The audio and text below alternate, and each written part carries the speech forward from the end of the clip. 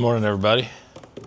I wanted to take a minute and go over the C7 time attack project. We've got the car stripped down. It's in the limited class and the grid life track mod class, I think. Track mod or street mod, dude, there's too many time attack classes and the rules are all really similar, but they're not the same. And so basically it's still interior car, still has a dash, still has center console, HVAC is still there. Can't modify the frame, can't do anything crazy, which is nice because it you have to play within the rule set, and the rule set prevents you from going crazy. You want to go crazy, go to unlimited. So far, we've removed approximately 250 pounds worth of stuff that we no longer need. The car will get side exit headers because we can run a partial flat floor. And so all the exhaust gets removed. The mufflers, we lost 50 pounds with the mufflers. The OEM AC, that goes away. We still have a heater core, but the OEM AC and condenser, compressor, all that stuff was about 20 pounds. Still have the doors. The doors are still complete. Still has glass windows, still has carpet. We're gonna trim all that stuff down, but the car weighed 3280, no driver with a half a tank of gas, which is not unreasonable. It's not light by any means, but it's not heavy. And so at this point, with the 250 removed, with the LT4, we're gonna add back about 50. With the roll cage, we're gonna add back half cage, rear half cage. We're gonna add back probably 45 pounds with that. The stuff that will go back in will be thinned down. And so our number, we might be, for sure, I feel good about 225 pounds less, but that number could balloon to 250 or 275, which I'd really like to see. However, we are adding aero. We've got the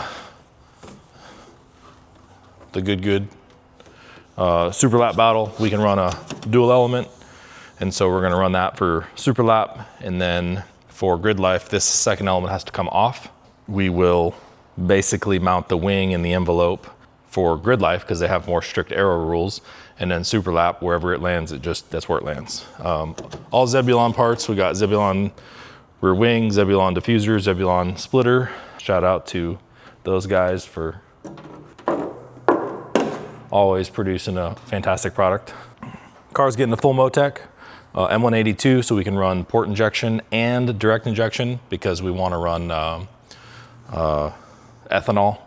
And those of you know that the stock LT injectors and high pressure pump can't keep up on ethanol. So you end up having to blend fuels and, E40 or, I got E20, We're not messing with any of that. The car's gonna have dual E5LM brushless pumps, which they'll support about 800 horsepower each. The car will also get C187 dash and a PDM to manage everything. We will cut the crash beam off because the radiator that I need to run to cool 800 horsepower, by the time it's all said and done, if we build everything for say 1,000 horsepower in the middle of the summer, the car will still run cool. So we're gonna remove the bumper beam, lay everything down a little bit more so we can fit the width, and then build the side headers. The other cool thing about the car is I've engineered it to run as little boost as possible. So it's got a Kong export.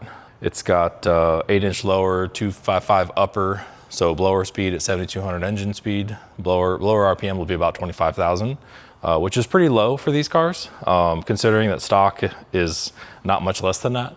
Performance prediction with heat exchanger that's as big as a radiator, we should be manifold temp sub 140, which would be really nice. It'll get Bosch ABS, AP pedal box, get our firewall cleaned up. Really, the car's coming along pretty good. We've only been working on it for about 2 weeks now. Today's February 6th, Thursday, February 6th. The weather's absolutely beautiful, and yeah, car's clean, ready for assembly. That's where we're at. Let's take a walk around. We painted the inner fenders. You can see the color difference compared to the firewall. Just because, man, this car has the ability to turn a lot of heads, and You know, the team really wants the aesthetics. Aesthetics is important here. You know, we're function first, but aesthetics is nice on stuff like this. Why not make it pretty?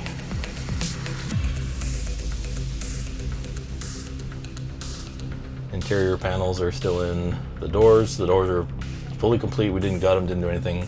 The tape illustrates the firewall block-offs. And yeah, you can see we've already removed a lot of the stuff here for the incoming pedal box. We're gonna keep OEM driver location. I don't see any reason to move it at this point. We may go back simply because the pedal box is gonna force our hand to push the driver back. The dry sump tank will be in the rear. Car's getting a 6-stage daily dry sump. One of the first to exist with the blower, if not the first. This is the tranny cooler. This is the diff cooler. You can see the C7 is super nice because, you know, you see these ducks, these little widgets, right? And you're like, man, things are street cars, you know, they don't do anything. Well, they do. They do. You can see the duct right here. That's plastic, OEM duct. Man, you can't beat that with a stick. Take the aftermarket years to develop something like that, even if they did. See the size difference between the two. Pretty nifty. Same thing, duct. Anyway, makes our life a lot easier. I love putting cars on dollies. It just makes working on them so much easier. You know, you can move them around. You're not locked down to a lift or jack stands. It'll go on a rack at some point.